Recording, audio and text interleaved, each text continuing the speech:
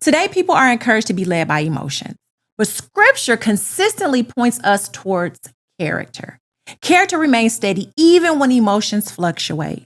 As we continue reading, we discover that this woman is diligent. Check out purposelyhere.com where you will find my self-published book. Purposelyhere.com also has exclusive merchandise for men, women, and kids. Purposelyhere.com is also available on your mobile devices. Stay tuned and enjoy the video. Welcome back. And for those that are new and here for the first time, my name is Samitria, and on this channel, we discuss biblical womanhood, faith, family, accountability, and returning back to the order established by the Most High according to Scripture. Today, we continue our Great Women of Scripture series by examining one of the most discussed and perhaps one of the most misunderstood women in all of Scripture, the Proverbs 31 woman. Now, unlike Esther, Ruth, Abigail, Sarah, Hannah, and the other women we have studied throughout this series, the Proverbs 31 woman is not presented to us through a story. We are not told where she was born. We are not told the challenges she faced. We are not given a detailed account of her life. Instead, we are given a picture, a description, a model, a portrait of biblical womanhood. And if we're honest, many women either fear this chapter, misunderstand this chapter, or dismiss this chapter altogether. Some women read Proverbs 31 and immediately feel overwhelmed. Others read it and assume it is impossible. Some women treat it as though it is outdated. Others treat it like a checklist. But Proverbs 31 was never intended to discourage women. It was intended to show us what biblical womanhood looks like when the fear of the Most High is at the center of a woman's life. The chapter begins by asking a question: who can find a virtuous woman? For her price is far above rubies. The question alone should make us pause. Who can find her?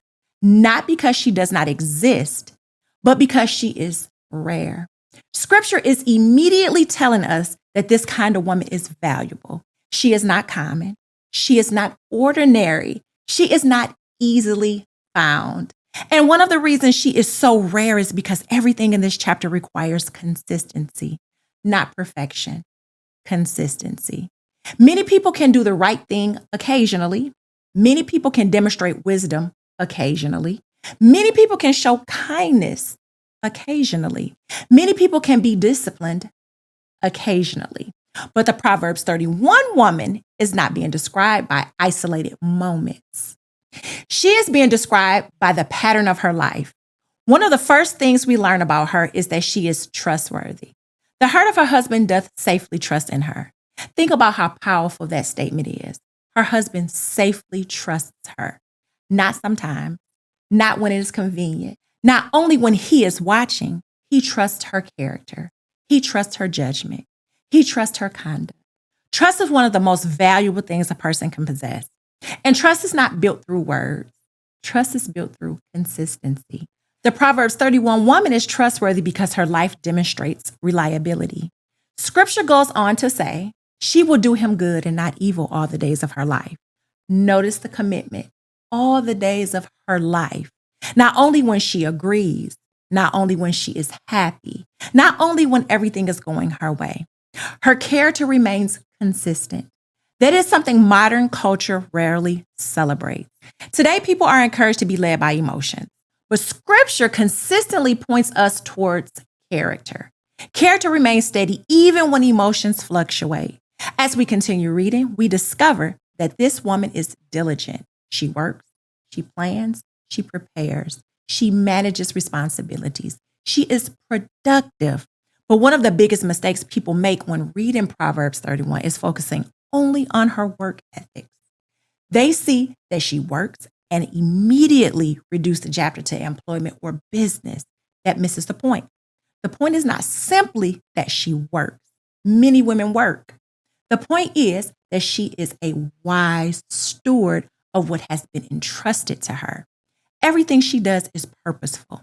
Everything she does reflects responsibility.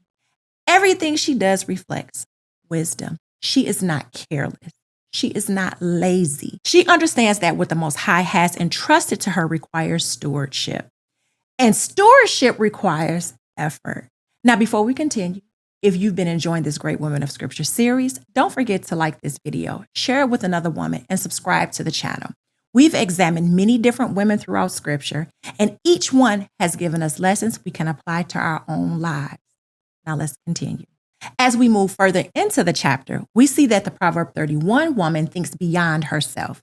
She cares for her household. She prepares for the future. She considers the needs of others. She understands that her choices affect more than just her. That mindset is increasingly rare today. Modern culture often encourages people to place self at the center of everything. But biblical womanhood teaches responsibility. It teaches stewardship. It teaches consideration. It teaches service. The Proverbs 31 woman is not consumed with herself. She understands that her life impacts those around her. Another quality that stands out is her speech. Scripture says she openeth her mouth with wisdom, and her tongue is the law of kindness. Think about that. Wisdom and kindness, not bitterness and wisdom, not harshness and wisdom, not arrogance and wisdom, wisdom and kindness. Many people possess knowledge, far fewer possess wisdom, and even fewer consistently combine wisdom and kindness. The Proverbs 31 woman understands that words matter. She understands that speech has the power to build or destroy, and her speech reflects the condition of her heart. Now, there is a verse in this chapter that I believe deserves special attention. Proverbs 31:29 says, "Many daughters have done virtuously, but thou excellest them all." I want to stay here for a moment because I believe many women misunderstand what this verse is saying. Notice that Scripture acknowledges something important. Many daughters have done virtuously. Many, not one, not two, but many. That means many women have done good things. Many women have shown kindness. Many women have worked hard. Many women have sacrificed. Many women have displayed admirable qualities. Many women have demonstrated virtuous behavior. And that is a good thing, but Scripture still makes a distinction. Many daughters have done virtuously, but thou excellest them all. Why? Because doing virtuous things is not necessarily the same as being the Proverbs 31 woman. A woman may display one virtuous quality and still neglect others. A woman may be hardworking, but lack wisdom. A woman may be intelligent, but lack kindness. A woman may be productive, but lack self-control. A woman may be respected publicly, but careless privately. A woman may excel in one area while neglecting several others. The Proverbs 31 woman is different because Scripture presents a complete picture, not perfection, but completeness. We are shown a woman whose life reflects wisdom, diligence, stewardship, kindness, trustworthiness, responsibility, and faith. The chapter is showing us biblical womanhood functioning together. And I think that is an important distinction because many women today want to be celebrated for one strength while ignoring areas that still require growth.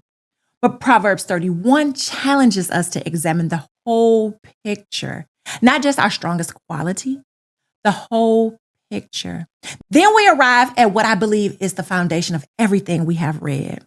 Proverbs 31:30 says, "Favor is deceitful and beauty is vain. But a woman that feareth Yahweh, she shall be praised." This is the key.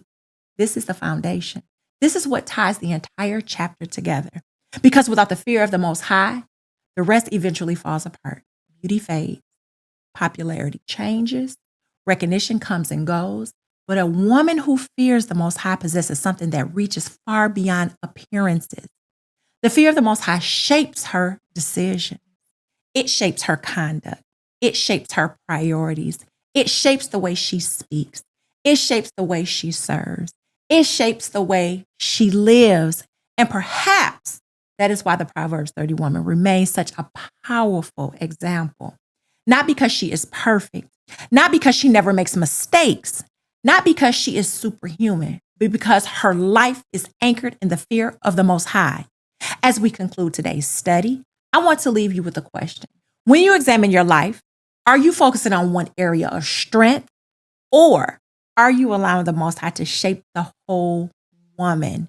Because that is what Proverbs 31 challenges us to consider. Not whether we have done virtuous things, but whether we are becoming women whose lives consistently reflect biblical wisdom, biblical character, and the fear of the Most High. Thank you for joining me for today's study. Next time, we will conclude our Great Women of Scripture series with Mary, the mother of Yahushua, as we examine submission, trust, humility, and godly faith. Until next time, continue seeking truth, continue growing in wisdom, and continue striving to walk according to the will of the Most High. Please, once again, be sure to like, share, and subscribe to this channel. And as always, please make sure you check out my website where you will find all 3 of my self-published books. All right, you all, be safe. And until next time, peace.